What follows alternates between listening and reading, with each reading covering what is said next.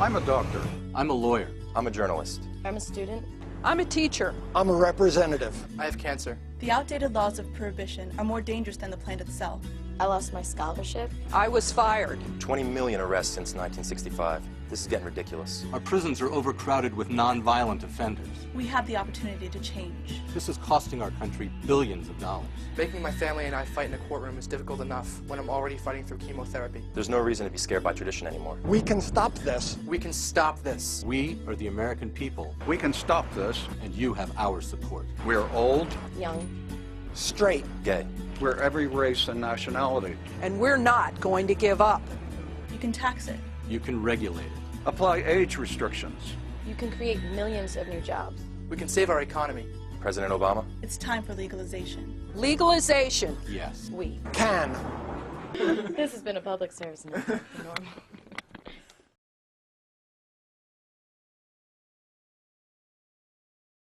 I am a former law enforcement official as well. I worked for the U.S. government, guarding nuclear weapons mostly. I strapped on the gun, wore the badge, swore to uphold the Constitution. I'm still trying to uphold the Constitution.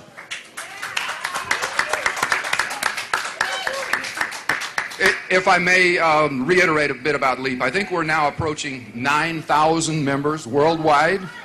We're current and former police officers, police chiefs, wardens, prosecutors, judges, a few senators, members of the European Parliament, the former Attorney General of Colombia. I also produce 9 radio programs each week about the harms of the drug war. 7 3-minute pieces I call the 420 Drug War News, 2 half-hour shows, Cultural Baggage, Century of Lies. I interview these same judges, congressmen, wardens, authors, scientists, doctors, any and everybody willing to talk about the subject. We're currently on more than 50 radio stations in the U.S. and Canada. I think Bellingham is the closest one to here that carries our shows. And what is the objective of LEAP? We want to curtail death, disease, crime, and addiction. Complications, spin-off, blowback that are higher, not because drugs exist, but because the drug prohibition exists. It creates all these problems that these people in authority, the DA that wants to build a bigger jail, the congressman that wants to build more prisons, they use this blowback as saying, oh my God, people are making this methamphetamine. They're using Drano and batteries and ammonia to make this crap. And they're selling it to our kids. Well, why are these people making it? Because of prohibition. And why are they selling it to their kids? Because of prohibition. And why are people dying and getting the diseases? Because of prohibition. There is no justification for this drug war. Aspirin and Tylenol kill more people than all hard drugs combined. We've been duped. We've been fed a bag of lies. We have eaten this quasi-religious bull crap for nigh unto 93 years. And who do we go to for an opinion? If there's a drug buster, little Johnny dies on the street corner, who do they go to? The district attorney for his opinion. Who do they go to? You know, the police chief. They go to these people who want to perpetuate this forever because it's how they make their mortgage payments. Now, much of what I say, I think most LEAP members would agree with me, but I am saying this is my opinion because I think the drug lords run both sides of this equation.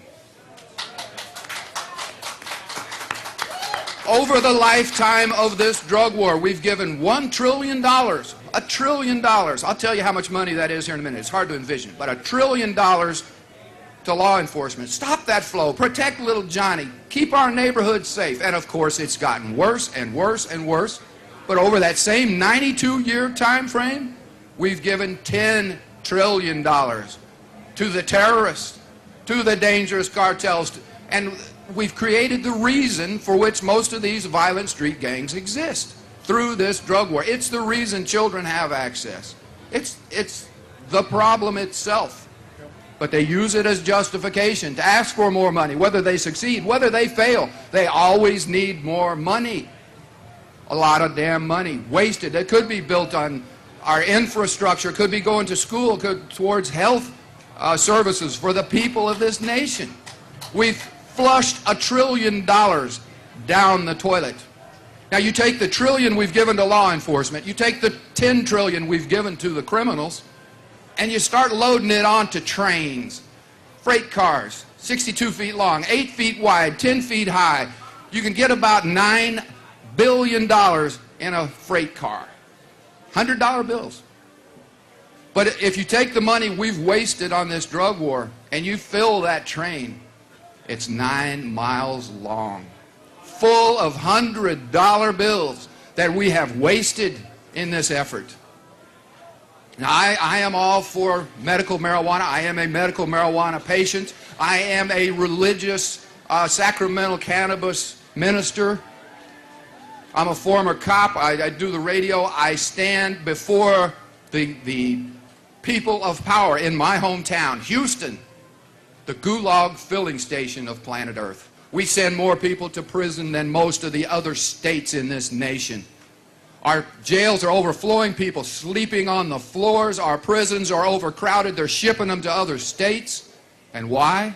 Because they might be black or Hispanic. They might have an empty bag or an empty pipe. But they're the moral leaders think they're doing God's work by robbing our community of these dollars, and the focus of the police efforts, our violent crime rate is rising. Why? Because they're chasing down high school Harry for a bag of some plant product. We have to stand up for truth, for reality, what is before our eyes. We have to become full citizens of this nation. We have to participate. We have to demand a change. We have to no longer believe in their quasi-religion of drug war. I want to claim the moral high ground. I want to stop funding Osama bin Laden. I want to destroy the cartels. I want to eliminate the violent gangs that plague our neighborhood and entice our children to lives of crime and addiction. Why do these people exist? Why do they have their power? Because of the U.S. policy of drug prohibition. You are the answer. The day we stand in mass and we write those letters to the editor, they can't print all of them, but they can damn sure read them. They can understand your concern, your knowledge, your awareness of this problem, and that you're no longer going to take this madness. What we have to realize is that the mechanism of the drug war, through its longevity, was certified as appropriate to use in the war of terror. But why is it certified? What makes it legitimate? Our silence? When we don't speak up against what we see as absolute bullcrap, when we allow this to devour generations of our children, and we all do the duty pledge, well, it must be the right and moral thing to do. Sorry, Johnny's got to spend 10 years behind bars, but he'll come out a better person, I think. And of course, it's all a lie. Just like with the drug war, they used an untrustworthy snitch, Mr. Chalabi, to justify this invasion, right? Yeah. Long-term sentences are justified. Take people's children, take their house, take their car, their cash, their worldly goods, their right, their future. Take it. They're unconditionally exterminable. They're drug users. And yet, George Bush, if it be said, is a walking billboard for success after drug use. It is all a lie. Stand for your rights. Do something. Make the change happen.